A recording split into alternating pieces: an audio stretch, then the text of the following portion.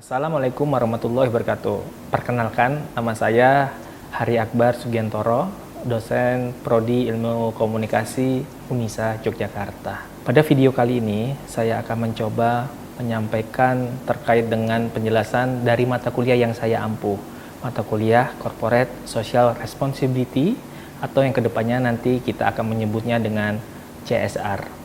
Mata kuliah CSR ini mempelajari terkait dengan aktivitas-aktivitas apa saja yang dilakukan oleh perusahaan atau institusi dalam melaksanakan atau membuat tanggung jawab sosial perusahaan. CSR merupakan sebuah mata kuliah wajib bagi mahasiswa semester 5. CSR mempunyai 3 bobot SKS, 2 SKS teori dan 1 SKS praktikum. Mata kuliah ini akan kita tempuh dalam 14 pertemuan dengan menggunakan blended learning.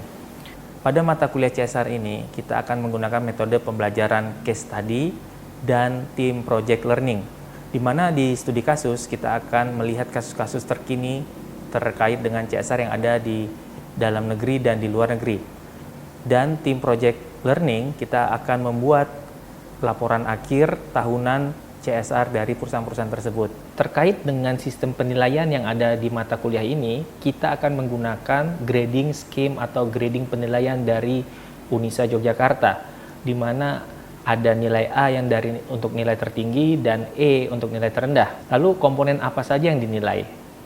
Dari penugasan, yang kedua dari keaktifan, yang ketiga dari ujian tengah semester, dan yang terakhir dari ujian akhir semester atau UAS. Materi-materi apa saja sih yang akan kita bahas atau kita diskusikan selama 1 semester ke depan? Nah, yang pertama, definisi CSR beserta konsepnya. Yang kedua, dinamika CSR yang ada di Indonesia. Yang ketiga, landasan teoritis terkait dengan CSR. Yang keempat, landasan hukum CSR.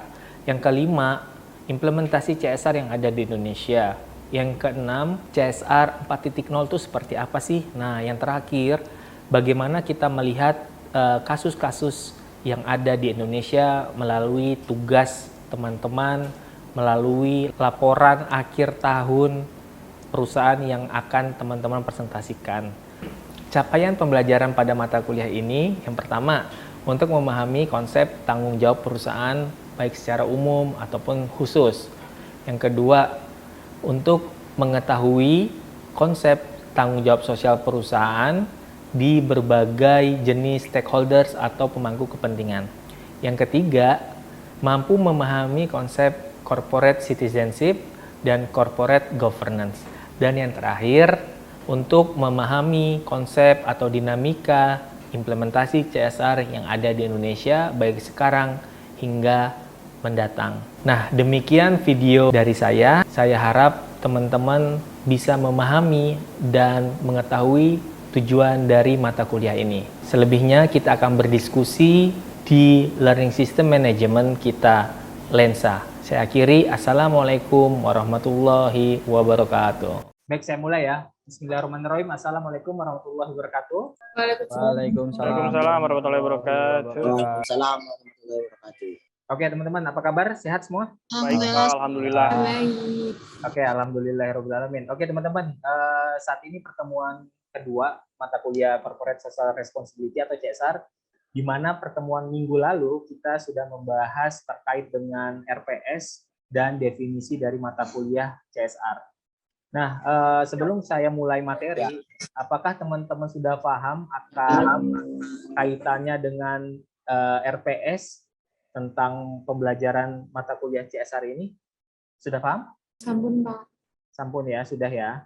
Oke, kalau sudah, mari kita mulai materi kedua. Sebentar, saya buka dulu teman-teman. Sudah terlihat? Sudah, Pak.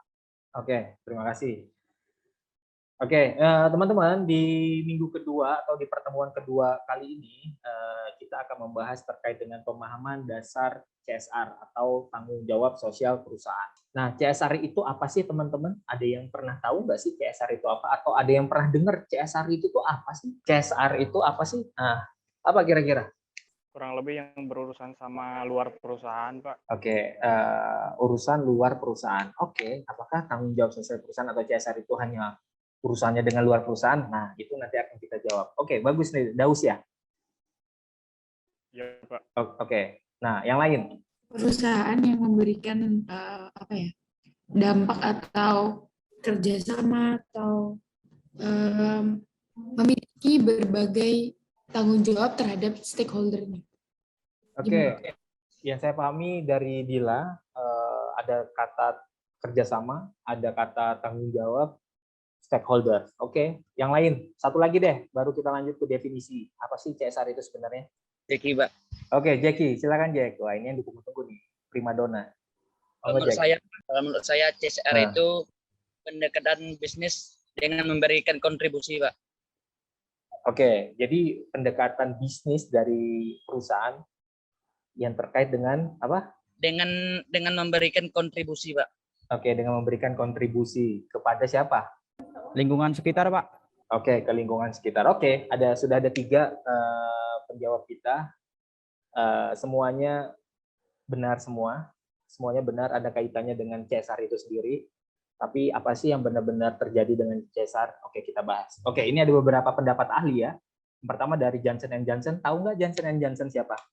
Orang atau perusahaan sih? Johnson & Johnson sebuah perusahaan di Amerika. Dia memproduksi banyak sekali ya produknya ya, mulai dari obat-obatan. Kalau yang kita lihat sekarang di Indonesia itu seperti bedak bayi, Johnson & Johnson, ya kan? Banyak lah ya produk-produk dari balita dan bayi gitu ya, dari Johnson & Johnson.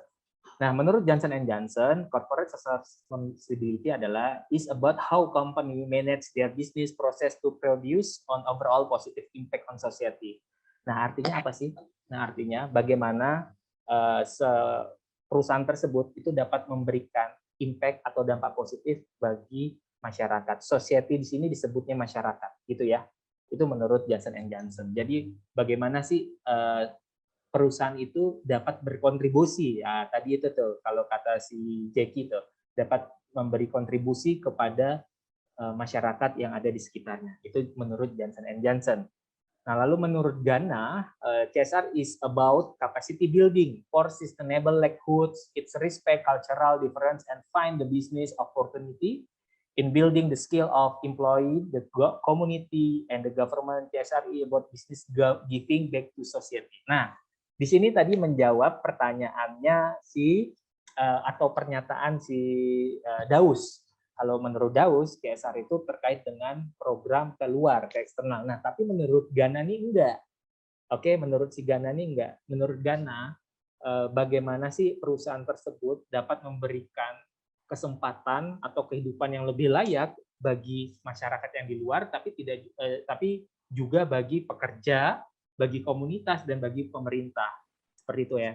Nah, banyak pihak ini, internal atau eksternal inilah yang nanti kita sebut dengan sebutan stakeholders. Kurang lebih seperti itu. Artinya CSR menurut Ghana tidak hanya untuk keluar, tetapi juga ke dalam organisasi kita. Seperti itu. Nah, lalu menurut Lord Home and Richard Watts, CSR adalah is the continuing commitment by business to behave ethically and contribute to economic development while improving the quality of life of workforce and their family as well as a local community and society at large gitu. Nah, kalau menurut si Lord Home sini, bagaimana sih CSR itu mempunyai komitmen atau perusahaan itu adalah bentuk komitmen bisnis etik atau etika bisnis dari perusahaannya, gitu ya. Kalian tahu nggak sih apa yang paling tinggi nilai? Yaitu etika, betul nggak? Nah, bagi bisnis juga sama. Ketika sebuah perusahaan menjalankan bisnis etiknya, nah bentuknya apa? Ya CSR itu. Kurang lebih seperti itu. Nah, yang terakhir dari Kotler dan Lee, bagaimana corporate CSR is commitment to improve community well-being through the discretionary business practice and contribution of corporate resources.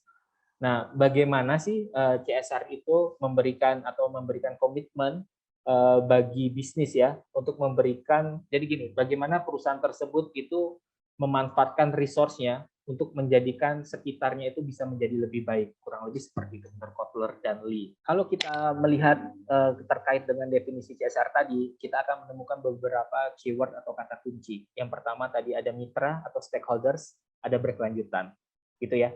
Jadi tanggung jawab sosial perusahaan itu kepada siapa? Ya kepada stakeholders atau mitra. Nah, stakeholders itu apa sih? Nah, ini kita harus tahu stakeholders itu apa. Nah, stakeholders adalah orang atau kelompok yang dapat mempengaruhi atau dipengaruhi oleh berbagai keputusan, kebijakan maupun operasi atau kegiatan perusahaan. Nah, stakeholders ini tuh kelompok atau orang yang mampu dia memberikan efek kepada perusahaan kita, baik secara langsung atau tidak langsung. Nah, contohnya gini, menurut teman-teman pemegang saham itu stakeholders apa bukan? Misalnya ada sebuah perusahaan tuh, kan ada pemegang saham atau pemilik saham.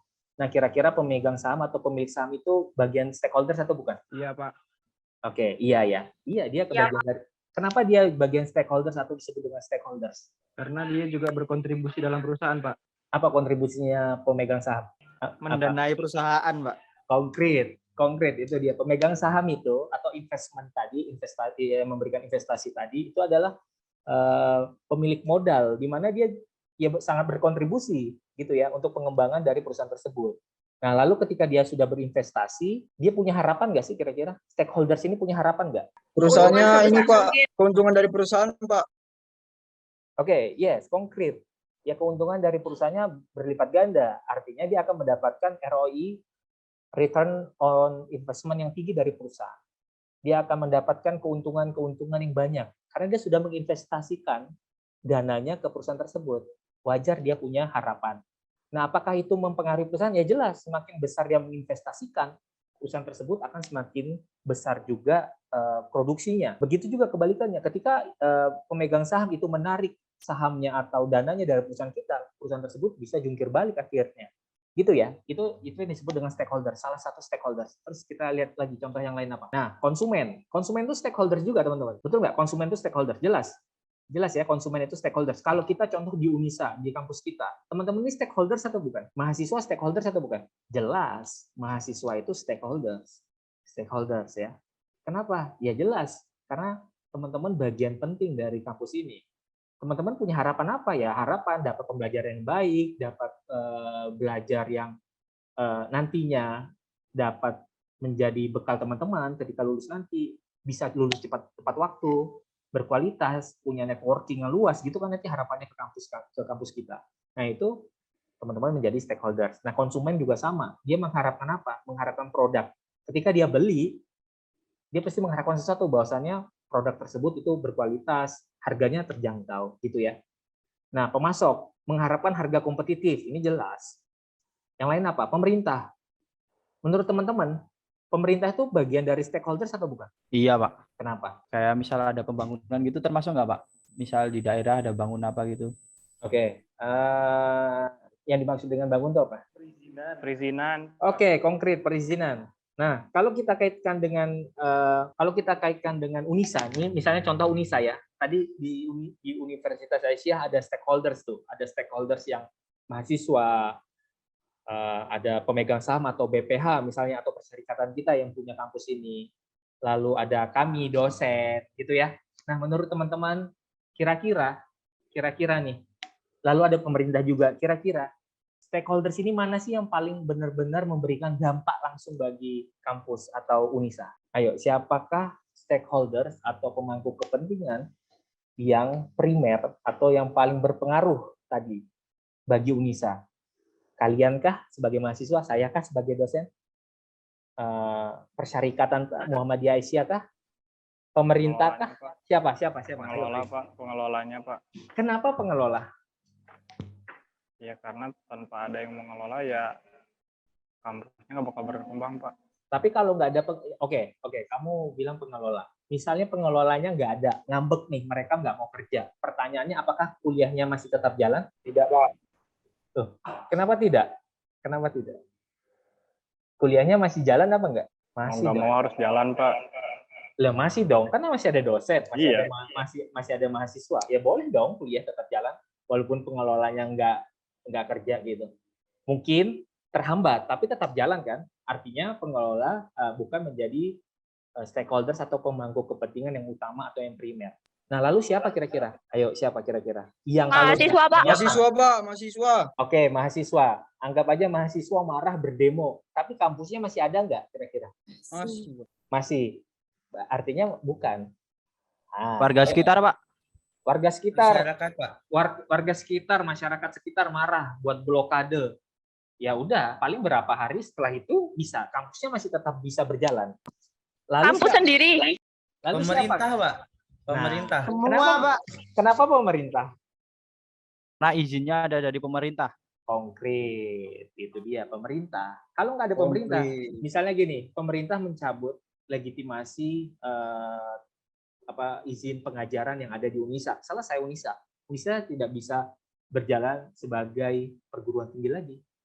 Udah selesai, kalian nggak bisa, walaupun kalian ada, saya ada, kita tapi tidak bisa belajar bersama di Universitas Asia Yogyakarta. Karena apa? Karena pemerintah mencabut. Oleh karena itu pemerintah punya hak juga. Apa kira-kira dia ingin apa? Ya banyak ya. Kalau seperti Unisa, kampus ya, mungkin Unisa juga taat bayar pajak. Nah, itu ya, pemerintah mendapat pajak dari Unisa gitu ya. Terus mendapatkan prestasi gitu ya. Nah, itu harapan-harapan yang diinginkan oleh pemerintah sebagai stakeholders utama tadi atau primer. Nah, masyarakat. Nah, masyarakat yang tadi mengharapkan keberadaan perusahaan membantu menyelesaikan masalah masyarakat. Ya gitu ya, masyarakat penting sekali. Kalian tahulah ketika ada perusahaan yang berdiri di tengah masyarakat, pasti masyarakat besar harapan toh. Betul ya? Contoh kayak di Unisa lah, ini kita contoh Unisa aja. Misalnya Unisa.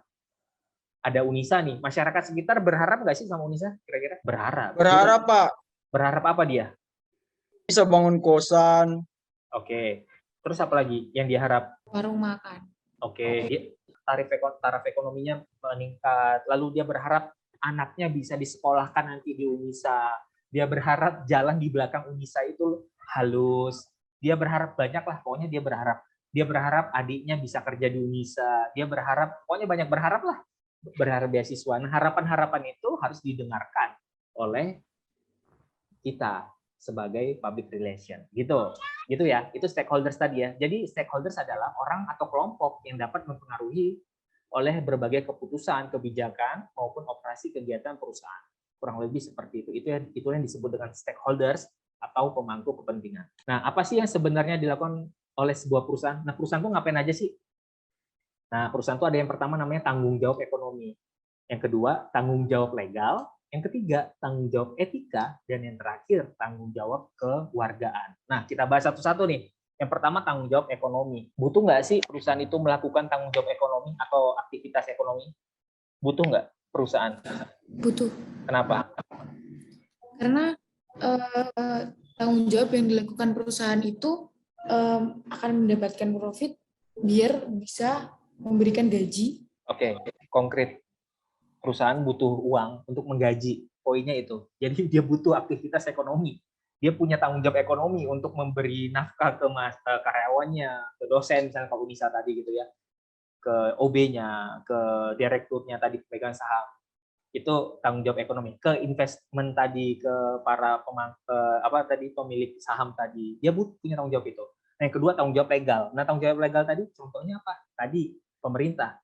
Bagaimana si perusahaan tersebut harus memenuhi itu biar terlegitimasi, legitimate, biar sah secara hukum perundang-undangan. Itu ya tanggung jawab legal. Nah, yang ketiga, ini yang paling berat nih, tanggung jawab etika dan tanggung jawab kewargaan. Apa sih tanggung jawab etika dan tanggung jawab kewargaan tuh? Bagaimana tanggung jawab tersebut itu dapat menjadi dampak positif bagi stakeholders lainnya. Kalau tadi pemerintah udah, terus siapa lagi tadi sudah pemegang saham muda. Nah, oleh yang lainnya harus juga diperhatikan tanggung jawabnya atau kesejahteraannya, kurang lebih seperti itu. Itulah yang disebut dengan tanggung jawab etika dan tanggung jawab kewargaan. Seperti itu. Next ya. Nah, ini ada sejarah perkembangan CSR, teman-teman. Yang pertama, CSR itu konsepnya muncul sudah lama, dari tahun 1930. Di mana banyak masyarakat yang protes dulu akibat jadi masyarakat tuh protes kepada perusahaan-perusahaan.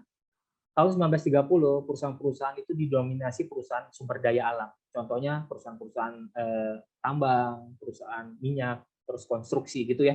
Di mana di Amerika dan di Eropa pada tahun segitu, perusahaan hanya memikirkan keuntungan semata. Mereka lupa memikirkan tentang keberlanjutan dari bisnisnya, mereka lupa bahwasannya ada lingkungan yang harus diperhatikan, dan mereka juga lupa bahwasannya di masyarakat sekitar itu butuh untuk diperhatikan, gitu ya. Kalau kalian tahu, pasti di daerah yang punya sumber daya alam yang tinggi, pasti di daerah sekitarnya itu banyak terjadi kemiskinan juga, betul nggak? Betul ya? Betul nggak sih? Betul kan? Nah, itu karena perusahaannya tidak bertanggung jawab. Seperti itu. Nah, lalu muncullah protesnya. Banyak protes karena perusahaan itu berpikir hanya mengeksplorasi kepentingannya. Gitu ya, itu tahun 1930-an. Lalu 1950, nah ini mulai nih. Perusahaan tadi mulai berpikir bahwasannya, oh kita nggak boleh ngambil keuntungan aja nih. Kita harus memikirkan masyarakat sekitar atau komunitas. Nah, itu dia sudah berpikir itu. Tapi bentuknya masih dharma. Bentuknya tuh masih belas kasih aja. Oh, ini kasihan ya. Di sebelah perusahaan kita ada komunitas atau desa yang miskin, ya udah kita kasih aja, kasih uang gitu ya. Masih bentuknya tuh belas kasih. Nah, itu dari tahun 50 sampai 60-an. Lalu berkembang lagi konsepnya, bahwasannya di tahun 70 sampai 80 berpikir bahwasannya kalau kita kasih uang terus, kapan komunitas itu bisa maju? Betul nggak? Kalau kalian kasih uang terus, kalian bisa maju nggak kira-kira? Misalnya Unisa nih, warga sekitar marah karena jalannya rusak dipakai pembangunan. Lalu Unisa ngasih tanggung jawab sosialnya dalam bentuk uang. Nyoh gitu ya, setiap kepala keluarga atau kakak yang ada di Nogotirto ini dikasih uang. Sebulan 500.000. Nah, kira-kira itu bermanfaat nggak bagi mereka? Bermanfaat. Oke, pertanyaanku, kalau itu habis, mereka ngapain? Kalau uangnya habis terus mereka ngapain biasanya? Minta lagi, Pak, minta lagi. Konkret, minta lagi. Akhirnya apa? Ketergantungan. Nah, tahun 70-80 ini itu beranggapan bahwasannya ini kita nggak bisa kayak gitu. Kita bisa jadi sapi perah masyarakat, kita bisa jadi sapi perah pemerintah dan sebagainya. Oleh karena itu kita harus menghidupkan atau membuat komunitas tersebut berdaya atau bisa mandiri. Caranya dengan mana? Yaitu dengan konsep namanya community development. Bagaimana membangun, kata kuncinya adalah sustainable, kata kuncinya adalah berkelanjutan. Seperti itu ya teman-teman. Nah, sehingga masyarakat sekitar itu tidak hanya dikasih uang, tapi dikasih pelatihan. Misalnya masyarakat sekitar itu bisnisnya bagus, bisnis konveksi, diajarin caranya menjahit. Misalnya masyarakat sekitar itu cocok untuk buat bengkel atau bengkel gitu ya, diajarin menjadi seorang engineer atau technician gitu ya. Nah, pelatihan-pelatihan itulah yang membuat komunitas tersebut berdaya atau menjadi mandiri, seperti itu. Nah, itu konsep yang muncul. Nah, tapi selanjutnya tahun 90 sampai sekarang itu muncul konsep baru yang disebut dengan the triple bottom line. Nah, triple bottom line itu menganggap bahwasannya tanggung jawab sosial itu tidak hanya sosial, tetapi juga tanggung jawab satu mengenai ekonomi atau profit, yang kedua tanggung jawab terkait dengan planet atau lingkungan, gitu ya. Jadi ada 3P, yang pertama profit, people, dan planet. Orangnya, contohnya bisa masyarakat sekitar, orang-orangnya itu. Yang kedua itu profit, perusahaan juga harus profit. Nah, yang terakhir adalah planet. Nah, perusahaan juga harus memikirkan bagaimana lingkungan di tempat dia beroperasi itu juga baik keadaannya. Pandangan mengenai CSR itu ada dua pertama. Yang pertama dari sisi shareholders, yang kedua dari sisi stakeholders. Nah, kalau shareholders itu beranggapan bahwasanya CSR itu ya uang, tadi profit. Kalau stakeholders ya manusianya, gitu ya. Nah, 4 tahap perkembangan CSR. Ini saya cepat ya. Yang pertama, CSR lebih tertuju kepada pemilik perusahaan. Perusahaan mulai mengembangkan CSR bagi karyawannya, perusahaan mengembangkan CSR bagi konstituen di lingkungan terdekat, masyarakat sekitar. Perusahaan tidak hanya mengembangkan CSR bagi masyarakat sebab mereka masyarakat luas. Nah, ini tahap-tahapan yang biasa dilakukan oleh sebuah organisasi atau sebuah perusahaan ketika melaksanakan CSR. Yang pertama, di internal dulu, bagaimana membuat internalnya itu lebih sejahtera. Yang kedua, mengembangkan CSR-nya, ya, untuk karyawannya. Yang ketiga, baru keluar, seperti itu. Nah, ini tadi, kalau teman-teman tahu, 3P tadi itu ini, profit, people, dan planet. Bagaimana tanggung jawab sosial tadi harus memenuhi unsur ini, tidak hanya unsur satu, sosial, gitu ya. Oke, nah ini, apa sih yang dilakukan perusahaan tuh? Yang pertama, pure ekonomi. Yang kedua, pure legal, pure ethical, economic ethical, economic legal, dan yang terakhir legal ethical, dan yang 7 adalah economic legal dan ethical. Nah, ini gambar atau diagram bagaimana yang paling sedikit apa? Yang nomor 7 kan, economic legal ethical. Nah, biasanya perusahaan itu tuh pure ekonomi, ya kan, hanya memikirkan ekonomi. Nah, yang nomor 7 ini adalah gabungan dari ekonomi, legal, dan etik. Itu paling susah. Itu yang paling susah diwujudkan, teman-teman, dari sebuah perusahaan, gitu ya. Oke, begitu teman-teman. Presentasi dari saya terkait dengan definisi CSR dan histori dari CSR. Silakan kita diskusi. Jika ada pertanyaan, harus ada pertanyaan, teman-teman. Silakan. Aku boleh nanya sekali lagi nggak, Pak? Boleh. Berkali-kali juga boleh, Za. Untuk CSR ini sendiri, Pak, ada ketentuan nggak, Pak? Misalnya kayak harus kelas perusahaan kelas A gitu atau perusahaan kelas ini gitu loh, Pak. Oke, thank you, Ja. Yang seperti tadi saya bilang, di Indonesia, khusus di Indonesia, itu ada landasan hukum mengenai CSR. Jadi ada dua undang-undang, nanti kita bahas lebih lanjut ya, ada undang-undang perseroan.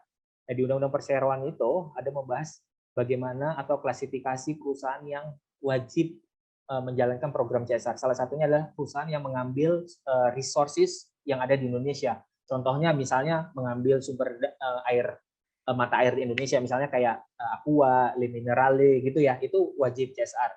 Perusahaan tambang, Freeport, terus Antam, dan sebagainya itu wajib CSR. Kurang lebih seperti itu, Za. Jadi ada beberapa perusahaan yang menjadi hukumnya wajib. Nah, tapi apakah perusahaan lain? Enggak.